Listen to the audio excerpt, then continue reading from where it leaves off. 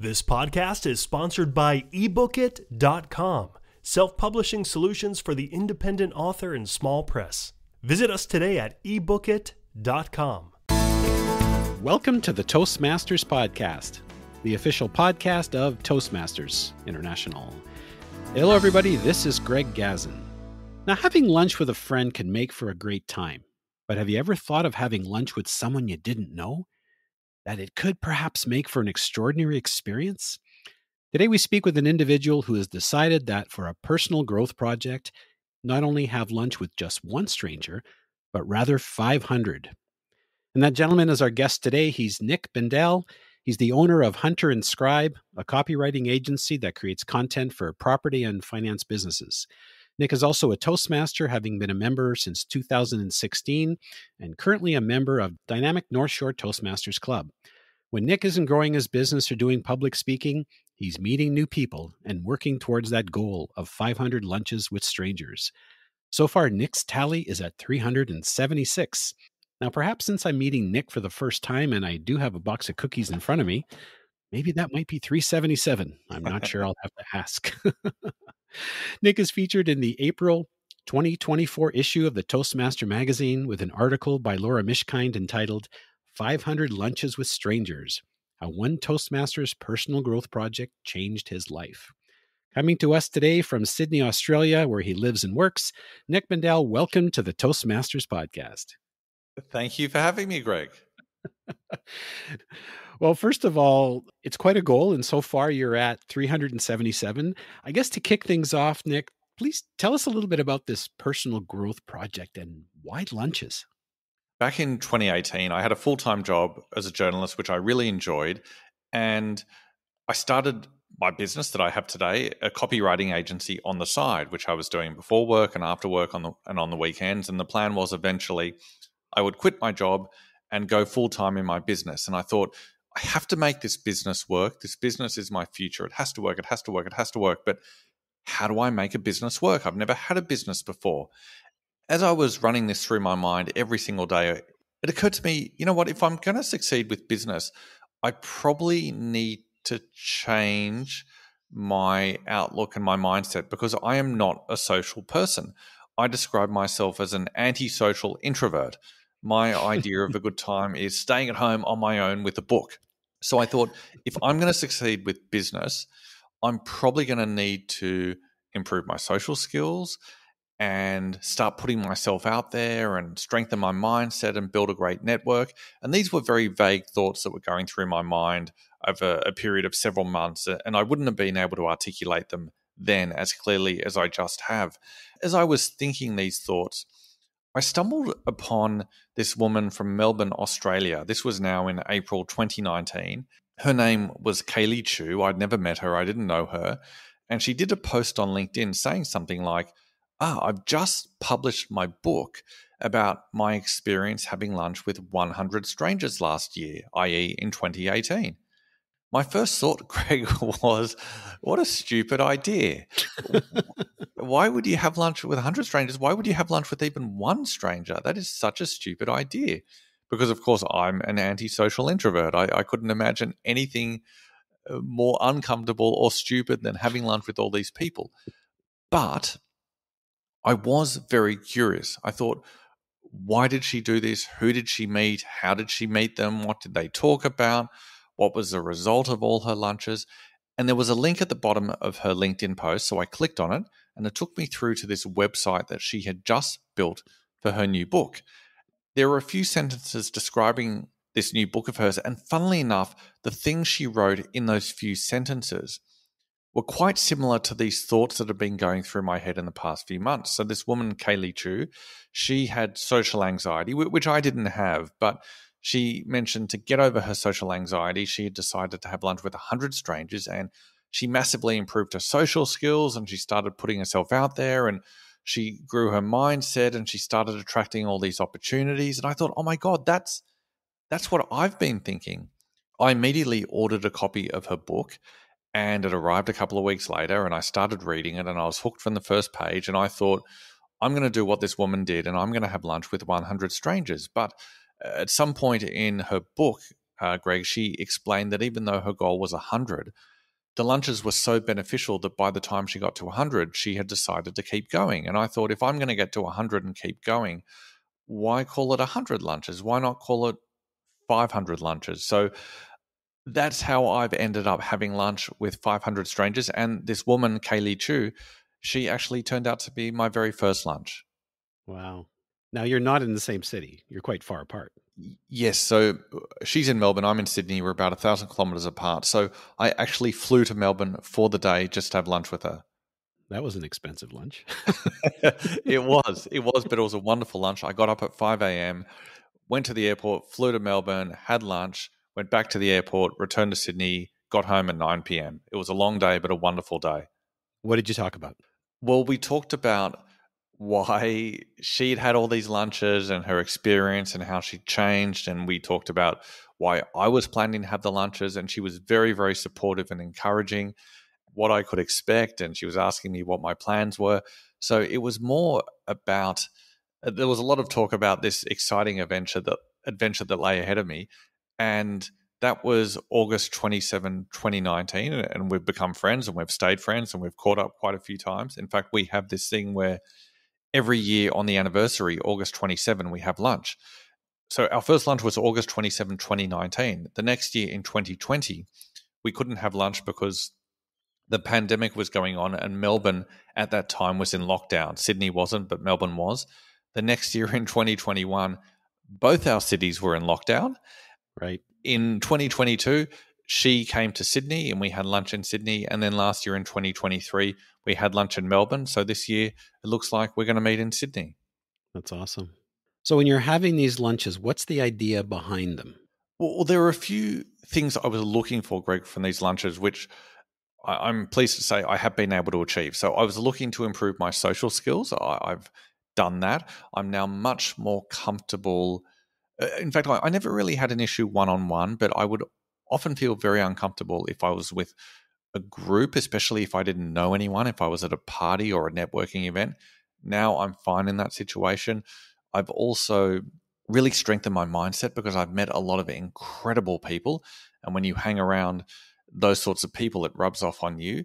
I've also made a point of very deliberately meeting people from all walks of life, all ages and backgrounds and professions and interests. So I'm meeting people who I wouldn't ordinarily meet. And when you meet people you wouldn't ordinarily meet, you have conversations you wouldn't ordinarily have, which allows you to learn things you wouldn't ordinarily learn.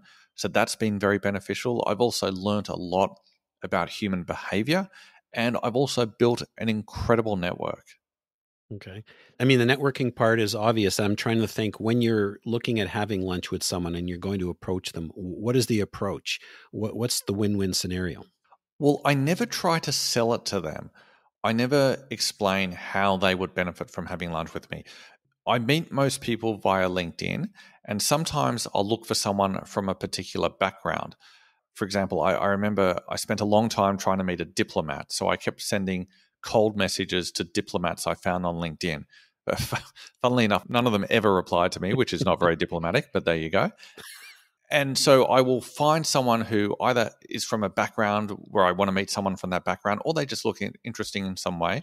And then I'll send them a cold message on LinkedIn and I explain what I'm doing and I ask them if they want to have lunch with me, but I never ever try to sell it to them, which is very deliberate, because if I have to cajole them into it, if they feel like having lunch with me is like going to the dentist, then it's not going to be enjoyable for them and then it won't be enjoyable for me. And so most people I send these cold messages to, most people never reply. But what I have discovered, the small percentage of people who do reply, they've actually turned out to be a lot more open-minded and positive and proactive than the average person. I think because of those things, they've also turned out to be a lot more successful and inspiring than the average person. Funnily enough, without planning to do this, I've actually filtered in high quality people. Because I'm assuming sometimes when you get a random email or a random text on LinkedIn, then you think either it's spam or scam. Exactly. And so I don't hold it against people if they think I'm trying to scam them in some way or sell them something or I don't know, trying to marry them or convert them to my religion. There are all Right. sorts of reasons why someone would say no. But the people who say yes, they tend to be really open-minded and positive and wanting to try new things. And that leads to really, really interesting lunches. And of course, now you have a blog so people can see that you actually have been having lunches with individuals. Exactly. And I make sure to send them an article so that they know it's real, especially if I'm inviting a female, because I can imagine some women, very understandably, would be nervous about a strange man suddenly inviting them out. There would naturally be some concerns there. So if I can send them an article and they can see it's real, that at least eliminates one of the objections. How did you start getting the first few? Because I would imagine that the first few were probably the most difficult. Well, what I did before I started having these lunches, I deliberately published an article on LinkedIn explaining what I was doing so that when I contacted people, I could send them the link to the article so that they knew that I was a real person doing a real thing. The way I got those first few lunches, it was just law of averages. I just sent lots of messages. Most people never replied, but a few people did say yes. And now that I've built a reputation, every time I have a lunch, I publish a post on LinkedIn, and these posts have been getting a lot of attention. And so now I have people referring me or people approaching me for lunch. So now it's easier, as you suggested. But just to begin with, it was just sending a lot of messages. It was just law of averages. Well, so once you find an individual you want to have lunch with, what do you do to go about preparing, or do you prepare? It's very little preparation deliberately. There's usually a reason why I want to meet this person. They might have an interesting job. This might be a particular job, and I've never met anyone with that job before.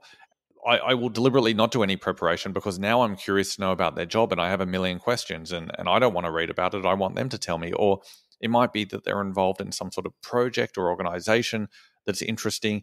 In that case, I'll read up just a little bit about the project or the organization, just so they know that I have some sort of knowledge. I guess it's a sign of respect, but I very deliberately do very little preparation because I want to go in there with an open mind and a curious mind, and I want them to tell the story to me. Is there one in particular that would be most memorable? There have been a lot of memorable lunches.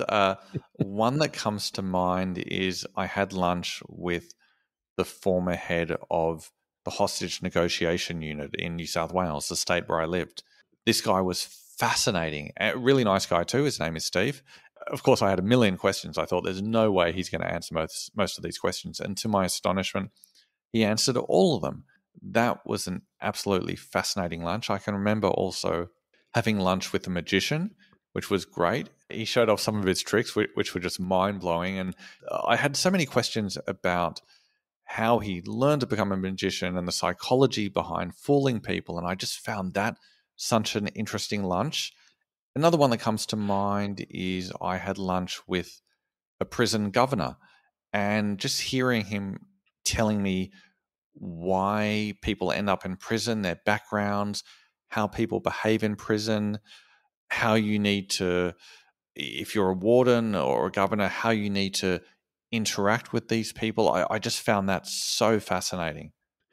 Were there any where you went in with a specific topic in mind, or a specific thought, or maybe a preconceived notion, and then you were totally wrong? Well, one thing I've discovered was I usually learn a bit about the person from their LinkedIn profile. Almost everyone I meet through LinkedIn. So I tend to know something about them. But what I've discovered, Greg, is that the LinkedIn profile really only gives you a very superficial insight into a person. And I've discovered everyone has got a story, some sort of remarkable story in their past, which often they don't realize is remarkable because it's just so normal for them, or they've got this whole other life. And so you go into these lunches thinking the person is one thing, and then you discover that there's this whole other life and this whole other person that had never occurred to you. Can you share one or two? Okay, I can think of one woman. I won't reveal her name, but the stuff I told you, Fair enough. she told me in confidence. When she was 13, she was raised by a single mum who wasn't very nice, and the single mum got a new boyfriend, and she wanted the boyfriend to move in. And so the mum literally kicked her out of home. She told her, "You have to leave."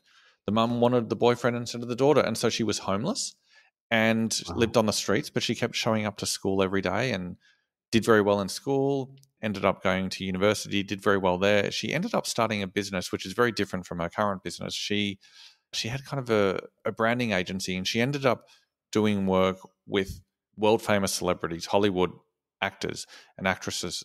I remember one of the fascinating things she told me was these celebrities, they make their living from projecting a certain image. The image is often fake, but that's how they make their money. And so they have to live a double life. And it can be very stressful having to be two people. And it can also really affect you psychologically, because the person who you actually are is not the person that people love. They love this completely fake person, this fake persona. And anyway, this woman I had lunch with, she explained that these clients who are very rich and famous and loved and successful, a lot of them were deeply miserable. And I remember she told me about one actress who would always say to her, "Oh, I just wanted to be a teacher. I just wanted to be a teacher. Maybe I should quit this acting thing and go back to being a teacher." I found that really interesting. That lunch just went in a completely different direction to what I expected. Well, it almost sounds like she was actually happy to talk to someone about it. I think so, and someone she could open up. It's fascinating. What's one thing perhaps that you've learned about yourself in this whole process?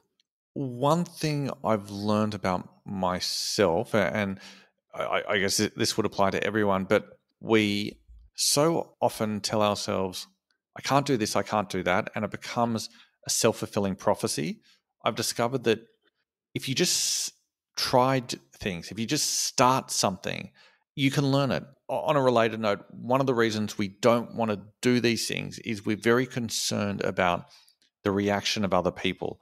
Are they going to judge me? Are they going to laugh at me? What if I fail? What I've discovered though, Greg, is once you start doing things, it's amazing to the extent that people do look at you. They almost always look at you positively. They admire your courage. And once you start doing something, you start learning it, and that gives you some confidence, which then gives you the desire and the ability to keep moving forward, which gives you more confidence, and it becomes a virtuous cycle. So I've discovered that I'm capable of so much more than I realized. And that, of course, is true of everyone. You've hit the nail right on the head, because it's interesting, because right in front of me, my next comment was to share about when I first started podcasting in 2006. It was the early days of podcasting. I was pretty raw. I'd only been a Toastmaster for a few years. I am naturally shy, quiet, and introverted. My first table topic, impromptu speech in Toastmasters, didn't make it to 12 seconds. But when I first started, it was all about the podcast. And I did it for one of the high performance leadership projects for the Legacy program. But it was about the podcast. Now it's about helping those that I speak to share their stories. And if I look back to when I first started, again, I was very nervous. It was like, oh, I'm going to put this out there for the whole world to listen to, and are they going to judge me, et cetera, et cetera. But now I feel a bit more confident. I'm a lifelong learner, so I am still trying to get better each time. But it sounds very similar to what you went through. My question is that obviously when you first started, lunches were probably a certain way. Maybe the food is the same, but perhaps after 376 lunches, you're probably a different person. You've probably gained some skill. You probably gained some confidence. So how do the lunches appear now compared to what they were like when you first started? I'm definitely a different person. So I think the people I'm meeting are maybe having different conversations than they would if they'd met me a few years earlier.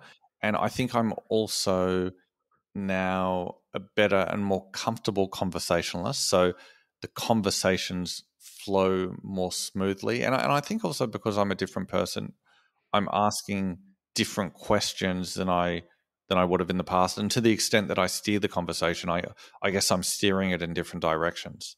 Well, I know in the article you mentioned how you've become more proactive, more open-minded. You've also improved your leadership skills and your social skills. Can you perhaps share an example of that? Yes. It's funny, tonight I'm single, and I'm going to a singles night where there are going to be more than 100 strangers. Part of the reason I'm doing this, I'd like to meet someone. However, actually, there's a larger reason I'm doing this. I just think, oh, wow, this is just going to be really good practice for my social skills. And in the past, the thought of going to an event with 100 strangers just would have made me so uncomfortable. But now I'm really looking forward to it, and I'm keen to practice these skills I've learned. That would be one example. Another example that comes to mind, I've discovered, and this follows on from what we were discussing 3 or 4 minutes ago, I've discovered, Greg, that when you start doing something, when you show leadership in something, and it can be anything, it could be by starting your own podcast or inviting people to lunch or coaching your child's soccer team, it could be anything. I've discovered that when you take action with something and show leadership in some way, it's amazing how people start looking at you differently. It's also amazing how you start thinking differently about yourself. With that realization, I have just become more of a take charge kind of guy, hopefully not in a domineering way, but now instead of waiting for other people to do stuff, I just, if I see that something needs to be done, I just go and do it. I appoint myself as the leader, and I've realized that 9 times out of 10, people are really grateful that there's someone who's going to take charge and someone that they can follow. Wow. And that feels really good, doesn't it? It does. It feels good in the sense that I no longer have to wait around for someone else to take charge, which can be a time-consuming and frustrating process. When you're the driver rather than the passenger, you, I guess, decide when the vehicle leaves and where the vehicle goes. Right. The butterflies become the excitement rather than the fear. Yes, I like that. Now, Nick, you just realized that there are 300,000 Toastmasters plus the 100 so people that you're going to meet tonight. You're at 376. I think that number is going to go up very quickly. Well, I'm trying to get to 500 sometime next year. So August, the 5 years in 2019 to 2024, you figure that's a stretch. That was the original plan, and I was Right. on track until coronavirus, and then I fell behind, and I've made peace with not doing it in 5 years. So now I think it's probably going to be 6 years. So Nick, there's a Toastmasters connection related to the lunches, but it was just a coincidence at the beginning? Yes. So Greg, I've had lunch with people who, during the course of the lunch, we've discovered that we're both in Toastmasters. That wasn't the reason I met the person, and that wasn't why they wanted to meet me, but it's been nice. It's nice sometimes when you're chatting to someone and you discover during the course of the lunch that you're both Toastmasters. Sometimes it's hard when you go, no matter where you go, there's a Toastmaster somewhere. Exactly. Now, how did Toastmasters play a part in helping you build your skills, build your communication skills, build your confidence with respect to having these lunches?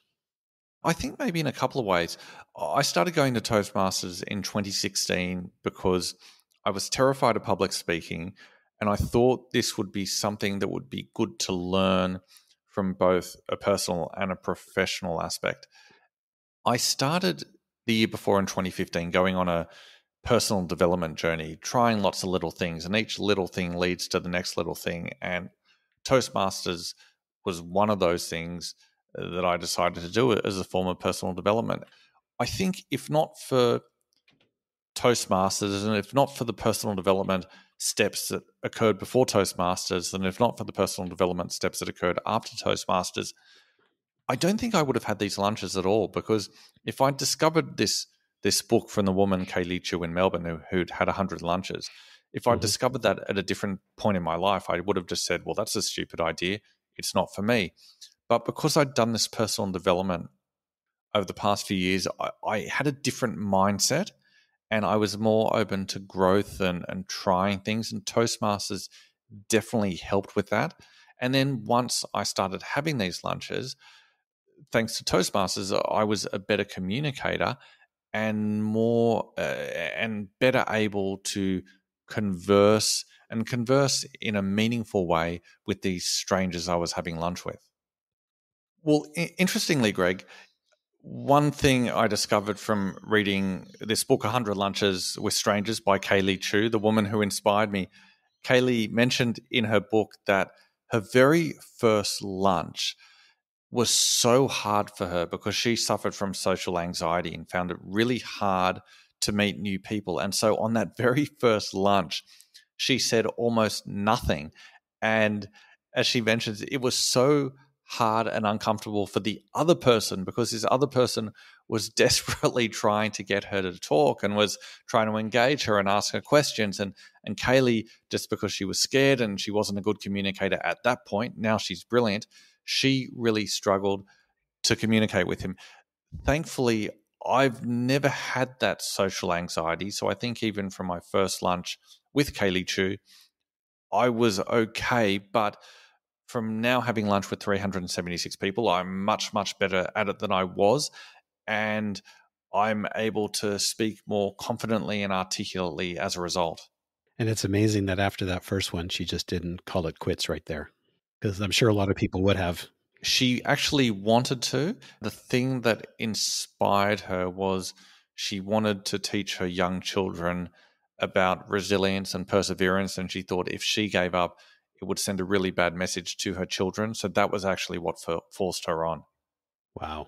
I found for myself with podcasting, I found that doing table topics and also building those listening skills that I learned through Toastmasters, doing evaluations, really helped me connect better with the individuals that I'm speaking with. It absolutely does. And funnily enough, on a related note, there's a Toastmasters club in regional New South Wales, which I believe is unique in the world. So this Toastmasters club is in a prison. From what I understand, it's the only prison Toastmasters club in the world, or certainly the only one in Australia. I was invited to give a speech at this prison by the Toastmasters club. And so I got to give a 45-minute speech about my lunches to all these prisoners. The idea was that it would be important for them to learn about networking and social skills once they got released. And that was such an incredible opportunity. I never would have gotten that opportunity if not for Toastmasters, and I certainly wouldn't have had the confidence or the skill to speak for 45 minutes to a room full of strangers if not for Toastmasters. So that is another thing that I'm really grateful to Toastmasters for. Well, Nick, this has been absolutely fantastic. And although I guess we'll consider it a snack and not an official lunch, it's been an absolute blast. And folks, if you've enjoyed this episode and are now encouraged to have lunch with a stranger or perhaps Nick, I encourage you to share this episode with your friends, families, and other individuals. You can find the Toastmasters podcast at toastmasterspodcast.com, toastmasters.org, Google, Apple, Spotify, and anywhere you get your podcasts. Now, before we wrap up, Nick, if people are interested perhaps in having lunch with you or to connect with you, what's the best way to find you? Definitely the best way is on LinkedIn. I'm very active on LinkedIn, so please send me a message on LinkedIn. Great, and we'll certainly put a link to Nick's profile in the show notes. And folks, also, just a reminder to, if you want to read the article in the April 2024 issue of the Toastmaster magazine, it's called 500 Lunches with Strangers, How One Toastmaster's Personal Growth Project Changed His Life. Nick Bendel, thank you so much for taking the time. And now you're making me hungry and I want to schedule lunch with you. Well, I'm looking forward to the day we get to have lunch, Greg. Thank you for the chat. It's been wonderful.